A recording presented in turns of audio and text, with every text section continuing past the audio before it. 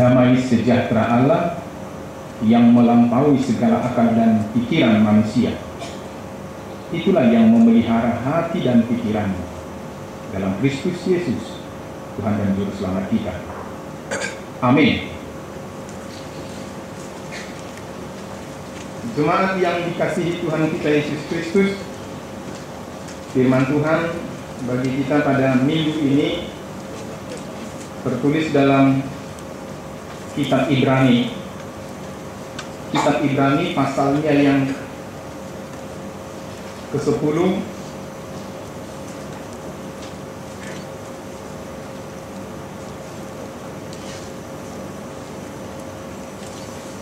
ayat 19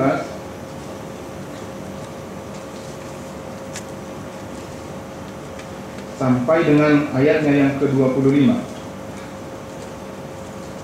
Ibrani 10 ayat 19 sampai ayatnya yang ke-25.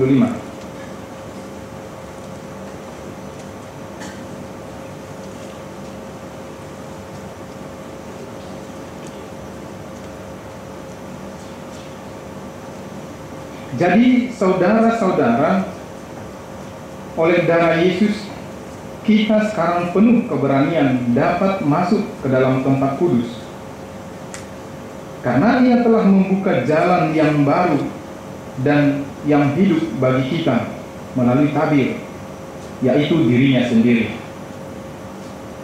Dan kita mempunyai seorang imam besar sebagai kepala rumah Allah. Karena itu, marilah kita menghadap Allah dengan hati yang tulus, ikhlas, dan keyakinan iman yang teguh. Oleh karena hati kita telah dibersihkan dari hati nurani yang jahat, dan tubuh kita telah dibasuh dengan air yang murni. Marilah kita teguh berpegang pada pengakuan tentang pengharapan kita, sebab Ia yang menjanjikannya setia. Dan marilah kita saling memperhatikan, supaya kita saling mendorong dalam kasih dan dalam pekerjaan baik. Janganlah kita menjauhkan diri dari pertemuan ibadah kita, seperti dibiasakan oleh beberapa orang. Tetapi marilah kita saling menasihati dan semakin giat melakukannya menjelang hari Tuhan yang mendekat. Demikian firman Tuhan. Bapak dan Ibu, saudara-saudari yang terkasih, firman ini kembali menegaskan ulang kepada kita bahwa oleh darah Kristus Allah telah membuka jalan baru bagi kita. Jalan baru itu adalah jalan menuju kehidupan surga, jalan menuju ke rumah Bapa. Bila sudah begini, tentu tidak ada lagi yang perlu kita takutkan dalam hidup ini, sebab Tuhan telah membukakannya bagi kita. Kita tidak perlu khawatir apakah kita besok masuk menuju ke surga atau tidak, karena Allah melalui Kristus, melalui darahnya telah menjamin hidup kita. Asal saja kita percaya kepada Tuhan, kita akan menuju kehidupan yang kekal. Dan inilah dasar kita sebenarnya, sehingga kita berani datang menghampiri baitnya yang kudus ini. Di dunia ini kita berani memasuki gerejanya yang kudus. Itu semua karena apa? Karena Tuhan telah membuka rumahnya, membuka jalan baru untuk boleh memasuki rumahnya yang kudus itu. Dulu dalam tradisi Yahudi, dalam ibadah-ibadah Yahudi, tidak semua orang bisa memasuki tempat yang maha kudus itu. Hanya imam yang boleh memasukinya. Tetapi kematian Kristus dan darah Kristus, semua orang sudah berhak untuk memasuki tempat yang maha kudus itu. Jadi bila kita pikir-pikir, sebenarnya bukanlah karena kelayakan kita, bukanlah karena kecakapan kita atau kekudusan kita, atau bukan karena kesucian dan faktor dari diri kita sendiri, kita bisa memasuki rumah yang kudus ini, tetapi semata hanya karena darah Kristus. Jadi tidak ada orang yang mengatakan saya yang lebih berhak memasuki rumah kudus, rumah Tuhan. Hanya sayalah yang bisa. menempati tempat Tuhan yang kudus ini. Karena saya seperti ini, karena aku telah memberikan seperti ini, dan lain sebagainya. Amanginan, bila Tuhan sudah membuka jalan baru bagi kita melalui darahnya, apa yang harus kita lakukan? Apa yang harus kita perbuat dalam kehidupan kita di dunia ini? Yang pertama, mari kita menghadap Dia dengan hati yang tulus dan iman yang teguh.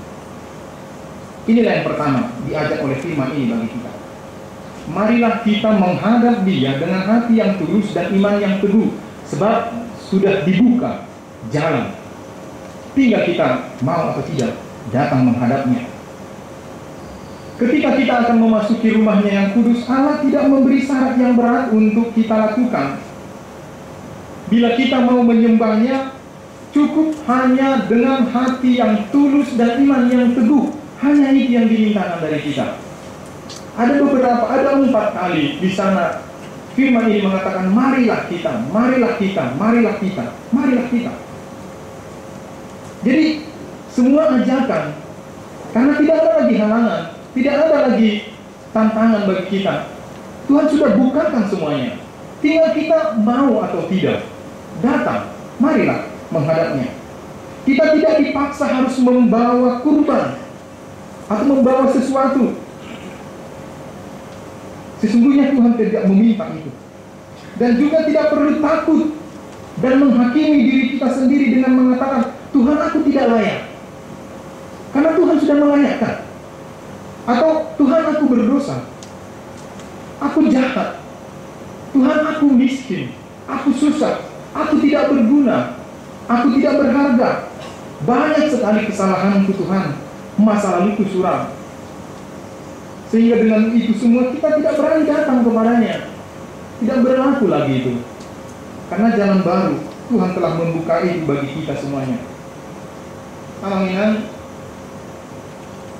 Selama diri kita menjadi ukuran kita datang kepada Tuhan, maka sampai kapanpun kita tidak akan bisa sampai berjumpa dengan Tuhan.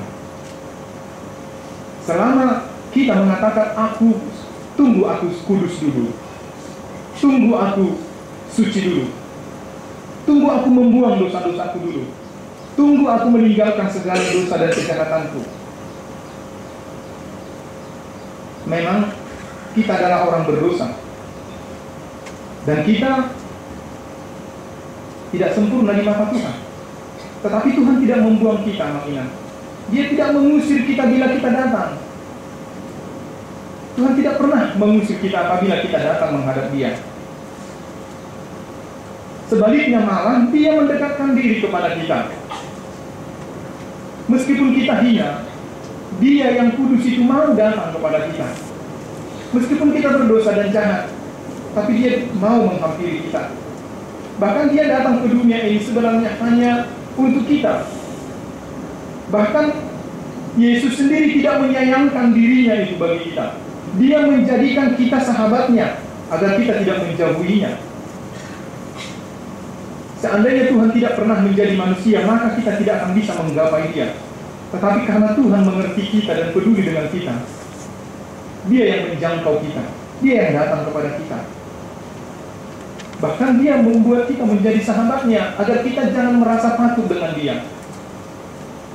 Dia menjadikan kita mengenal Tuhan supaya kita jangan merasa asing dengan Dia.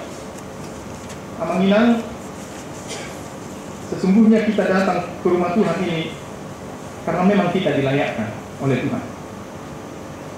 Bukan karena kecakapan, atau bukan karena kelebihan dan kekayaan kita, atau karena diri kita.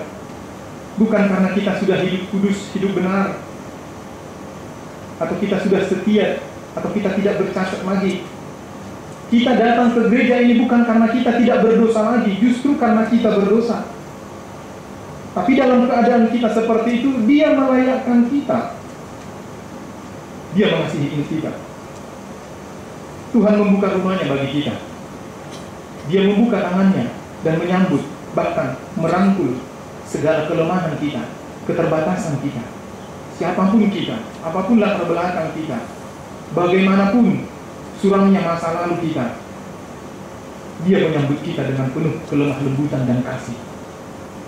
Bahkan amang-inang, dia mau menanggung dan memikul penyakit kita. Dia mau menderita asal kita bisa senang. Bahkan dia mati supaya kita hidup. Dia mau miskin supaya kita menjadi kaya dengan berkat daripada Tuhan. Oleh sebab itu, firman ini mengajak kita, marilah mendekat kepadanya, janganlah menjauh. Mari kita memasuki rumahnya, janganlah menjauh. Mari kita duduk, sujud bersembah dengan dia, dengan hati tulus, dengan iman yang teguh. Dan kita percaya bahwa Tuhan yang selalu mengerti dan peduli dengan segala keberadaan hidup kita. Dia tidak akan pernah menolak kita karena dosa dan kejahatan kita. Allah tidak pernah menginginkan kematian kita, tetapi pertobatan kita. Tuhan tidak menginginkan kematian orang fasik, tetapi pertobatan orang fasik itu, supaya dia kembali dari jalannya. Maka sekarang Inang dan Aman, mari kita sama-sama berubah. Mari kita beri waktu bagi dia. Jangan kita habiskan waktu hanya untuk bekerja saja, sehingga tidak ada waktu lagi untuk Tuhan. Atau jangan kita hanya memikirkan diri sendiri, kepentingan sendiri, tapi mari kita juga memikirkan waktu untuk berjumpa dengan dia. Janganlah kiranya kita asik sendiri, sibuk sendiri. Tapi adalah baik bagi Tuhan bila kita sertakan dia pada semua aktivitas. Kita sertakan Yesus pada semua usaha, bisnis atau kerja kita. Menyertakan Yesus dalam pergaulan, menyertakan Yesus dalam rencana, dalam semua kehidupan kita. Jangan kita pisahkan kerja dengan perjumpaan kita dengan Tuhan. Justru di mana kita bekerja, di mana kita berbisnis, berusaha, kita bisa berjumpa dengan Tuhan di sana. Sehingga tidak ada waktu bagi kita untuk tidak berjumpa dengan Tuhan. Semua kita pakai untuk berjumpa dengan Dia. Karena apa? Kesempatan jalan baru telah diberikan untuk kita. Mari kita datang. Yang kedua, Amang Inang, firman ini juga mengajak kita, marilah kita saling memperhatikan dan saling mendorong dalam kasih dan pekerjaan baik. Rupanya kita di dunia ini harus tetap berjuang dalam hidup ini. Meskipun kita sudah beriman kepada Kristus, itu bukan berarti bahwa segalanya selesai, tidak lagi pergumulan. Kita tidak membutuhkan perjuangan. Karena selama kita hidup di dunia ini masih banyak tantangan, masih banyak perlawanan hidup di dunia ini. Tapi firman Allah mengingatkan kita agar tetap beriman dan hidup dalam persekutuan dengan Tuhan. Hidup dalam persekutuan, hidup saling menolong, saling membantu, saling mengasihi, saling memperhatikan satu dengan yang lain. Karena Tuhan sangat memahami kita. Tidak seorang pun bisa hidup survive hanya dengan dirinya sendiri, tetapi harus hidup dalam persekutuan. Rupanya dulu pada zaman penulis Ibrani ini, banyak orang yang tidak bertahan dalam penderitaan karena imannya, untuk mempertahankan imannya. Sehingga banyak orang yang meninggalkan ibadah-ibadah, meninggalkan persekutuan-persekutuan, meninggalkan saudara-saudaranya seiman, bahkan menyangkal imannya dan mengikut yang lain. Firman ini mengingatkan kita, seberat apapun tantangan hidup, janganlah kita meninggalkan, menjauhkan persekutuan kita, apalagi kita melepaskan keyakinan dari Kristus. Mari kita pertahankan persekutuan kita. Mari kita hidup saling menasihati, serta hidup dalam kasih dan saling menopang sesama jemaat. Sebab dengan begitu kita akan dimampukan untuk bertahan dan bertekun sampai hari kedatangan Tuhan kelak. Jemaat Tuhan, di mata Tuhan kita ini umat yang berharga. Itu sebabnya Dia mau mati bagi kita. Tuhan sudah tebus kita dengan harga yang sangat mahal sekali. Sebab Tuhan juga mengingatkan kita pun supaya menghargai hidup ini. Tuhan menghargai hidup kita itu kalau kita juga hidup dalam kasih, hidup tidak mementingkan diri sendiri. Harga diri kita, harga hidup kita bagi Tuhan adalah kalau kita hidup dalam kasih. Sama seperti Tuhan, Yesus tidak mementingkan dirinya sendiri, bahkan Dia mengorbankan dirinya. Tuhan tidak mementingkan dirinya sendiri. Dia mati supaya kita hidup. Dan begitulah seharusnya kita terhadap sesama kita. Artinya, hidup kita tidak lagi hanya untuk diri kita sendiri, tetapi terbuka untuk orang lain juga.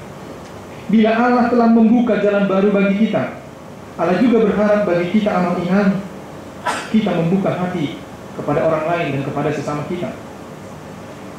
Karena Tuhan sudah memberkati kita, Tuhan juga mau kita memberkati orang lain, memberikan sebagian berkat dari kita untuk orang lain. Tuhan tidak pernah bermaksud agar kita menjadi waduk berkat yang hanya untuk dirinya sendiri, tetapi kita mau menjadi saluran berkat. Tuhan tidak mau membiarkan kita mengumpulkan harta benda kita, berkat-berkat itu seperti waduk yang tidak dialirkan ke sana sini, tetapi kita mau menjadi saluran berkat. Dan itu yang dimintakan Tuhan bagi kita. Oleh sebab itu, marilah kita saling mengasihi, saling memperhatikan, saling mendorong sesama kita, sehingga kita sama-sama melakukan kasih dan pekerjaan baik. Yang ketiga, yang terakhir, firman ini berpesan bagi kita. Marilah kita teguh dalam pengharapan, giat beribadah, memperkuat persekutuan sampai Tuhan datang kembali. Jadi rupanya hidup kita, kekristenan kita ini, iman kita ini, pada akhirnya akan berakhir, akan finish. Tuhan mengajak kita setia sampai akhir. Tuhan meminta kepada kita agar kita bersabar sampai Dia datang kembali, mengangkat kita seperti lagu kita tadi. Tuhan akan datang, menata intannya, mengumpulkannya, sehingga Dia akan bercahaya kelak seperti bintang-bintang di langit, seperti epistel yang telah kita baca. Ini mengingatkan kita, abang Inang, bersabarlah. Memang kita membutuhkan perjuangan dalam hidup ini. Tidak ada kehidupan yang selalu enak, namun tidak ada kehidupan yang selalu bergumul. Karena dunia ini masih penuh dengan tantangan, tidak terlepas orang Kristen juga menghadapi tantangan. Karena itulah Tuhan mengatakan, bersabarlah sampai kedatangan Kristus kedua kali. Kita akan bersuka cita. Hari penghakiman bagi orang percaya, bagi orang yang beriman, itu bukan sesuatu yang mengejutkan dan menakutkan, tetapi itu adalah hari yang berbahagia bagi orang yang berdosa, orang yang melakukan kejahatan, orang yang tidak mau bertobat. Maka penghakiman itu adalah hari yang sangat menyakitkan bagi dia. Dan kalau boleh, jangan itu datang. Tetapi orang-orang percaya, biarlah itu datang. Kalau boleh secepatnya lah dia datang. Yohanes Pembaptis mengatakan, kalau dia memperhitungkan bahwa kerajaan Allah itu sudah dekat, padahal itu 2000 tahun yang lalu. Artinya orang-orang yang percaya itu tidak lagi menakutkan bagi dia kedatangan Kristus yang kedua kali, tetapi itu adalah hari yang penuh sukacita. Oleh sebab itu, amak Inang, kita harus memiliki pengharapan bahwa Tuhan akan membantu kita menyelesaikan pekerjaan rumah Tuhan. Kita bukan hanya bergumul menurut atas keluarga kita sendiri, tetapi kita juga bergumul dengan pekerjaan Tuhan, dengan pembangunan rumah Tuhan. Kita harus memiliki pengharapan bahwa pembangunan rumah Tuhan, pembangunan gereja yang sedang kita laksanakan, itu boleh terwujud. Tentu kita, bila kita semua hidup di dalam persekutuan bersama-sama memikirkan kebutuhan pembangunan gereja kita ini, gereja Tuhan ini. Itu pun kalau kita mau mempersembahkan sebagian dari milik kita untuk Tuhan pakai untuk pembangunan rumahnya ini. Tuhan tidak pakai orang lain, tetapi Tuhan pakai kita. Daripada kita bersungut-sungut, daripada kita pesimis dengan pembangunan gereja, lebih baiklah kita bergiat dan berusaha berdoa agar Tuhan memberkati kita, melimpahkan kita dengan berkat-berkat, memberkati pekerjaan kita, memberkati kesehatan kita, memberkati panitia, memberkati pekerja, para tukang. Sembari kita berusaha untuk mencari dari mana kita akan mendapatkan bantuan, dana. Tentu pertama sekali dari kita sendiri. Sebab gereja yang akan kita bangun ini, amak Inang, adalah tempat kita bersekutu tempat kita memuji dan menyembah, bahkan menerima pengampunan dan juga menerima kekuatan serta penghiburan. Lewat gereja ini kita diajak agar semakin giat beribadah, kuat dalam persekutuan sampai Kristus datang kembali. Bila hidup kita sudah melimpah dan banyak berkat, janganlah kita menjauhkan diri dari ibadah dan persekutuan. Sebab banyak juga seperti itu. Ketika hidupnya sudah mapan, dia tidak membutuhkan gereja lagi. Kemudian dia keluar, dia tidak membutuhkan persekutuan, dia tidak membutuhkan ibadah lagi, karena dia merasa sudah cukup. Namun sebaliknya, amang-inang, janganlah kita tinggalkan persekutuan kita. Meskipun kita hidup miskin, hidup susah, menderita, jangan kita tinggalkan ibadah, jangan kita tinggalkan persekutuan, jangan kita tinggalkan gereja. Tetapi mari kita datang. Di sana kita mendapatkan pertolongan, kekuatan. Karena apa? Karena kita hidup dalam persekutuan, saling membantu, saling menolong, saling memperhatikan. Dan itulah justru fungsi daripada persekutuan kita. Jadi kita harus membuang keegoisan kita atau hidup individualisme kita. Ada orang yang mengatakan cukup di rumah saja pun bisa mendengarkan khotbah, bisa mendengarkan pujian dari lagu-lagu, memutar CD kaset. Itu bukan hidup persekutuan, itu hidup mandiri, hidup sendiri. Hidup persekutuan kita adalah hidup bersama-sama dengan jemaat Tuhan. Oleh sebab itu mari kita membuang pemahaman asal saja kita mendengar khotbah, baca firman, berdoa di rumah cukup, tidak perlu datang ke gereja. Firman ini mengingatkan kita, mari kita bergiat, mari jangan kita tinggalkan persekutuan kita. Mari kita aktif dalam setiap kegiatan gereja kita. Pengharapan akan Tuhan itu menjadi kekuatan bagi kita. Kita tidak akan stres, kita tidak akan depresi bila kita punya pengharapan. Sebab dengan pengharapan, sesulit apapun kehidupan kita, sepahit apapun penderitaan kita, rintangan apapun, sebenarnya itu mampu kita hadapi. Oleh sebab itu mari kita perkuat persekutuan kita. Mari kita saling hidup bersama, saling membantulah dalam kehidupan gereja, dalam persekutuan, dalam ibadah. Mari kita juga bersama-sama memikirkan pembangunan gereja kita. Sebab kelak itu berdiri, kita akan hidup lebih baik lagi, lebih enak lagi untuk memuji Tuhan. Amin. Kita berdoa. Terpujilah Engkau Tuhan kami, Bapa yang baik, Bapa yang telah membuka jalan baru menuju kehidupan yang kekal melalui darah Putra Yesus Kristus. Kami bersyukur Tuhan, Engkau telah melayakkan kami memasuki rumah-Mu yang kudus, yang sesungguhnya bukanlah karena kami kudus, tidak bercacat dan tidak berdosa, tetapi semata hanya karena kasih karunia-Mu saja.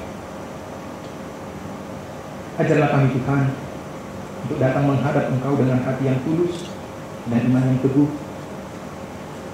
Ajarlah kami juga hidup saling mengasihi, saling memperhatikan, dan saling mendukung untuk mengajak sesama kami melakukan pekerjaan baik, pekerjaan Tuhan. Dan juga ajarlah kami Tuhan untuk tidak meninggalkan persekutuan kami, kebersamaan kami dalam gereja-Mu, dalam menanggung beban dan tanggung jawab kami sebagai jemaat Tuhan di gereja-Mu. Banyak hal yang boleh kami selesaikan secara bersama-sama. Pimpin kami Tuhan dan bimbinglah kami agar kami duduk bersama memikirkan apa yang sebenarnya dibutuhkan oleh orang lain sesama kami yang menderita. Ajar kami Tuhan untuk membagi berkat yang Tuhan berikan bagi kami. Dan juga kami Tuhan untuk memberikan sebagian harta kami, sebagian milik kami untuk pembangunan pekerjaan Tuhan ini. Karena kami tahu semua dalam hidup kami, semua harta milik kami itu adalah punya-Mu. Tuhan titipkan bagi kami. Buka hati kami Tuhan untuk mengembalikannya sebagian, untuk mendirikan rumah Tuhan, agar sesuai dengan rencana panitia, bila Tuhan berkenan, untuk boleh berdiri di awal tahun yang telah kami tentukan. Bapa di surga, berkenanlah bagi kami Tuhan, jika kami memiliki kesalahan, jika kami memiliki hilaf, ampuni kami dan terimalah kami.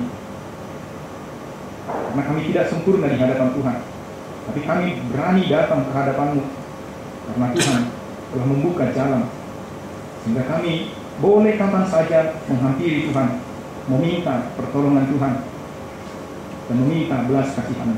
Dengarlah doa kami Tuhan. Hanya di dalam Yesus kami berdoa. Amin.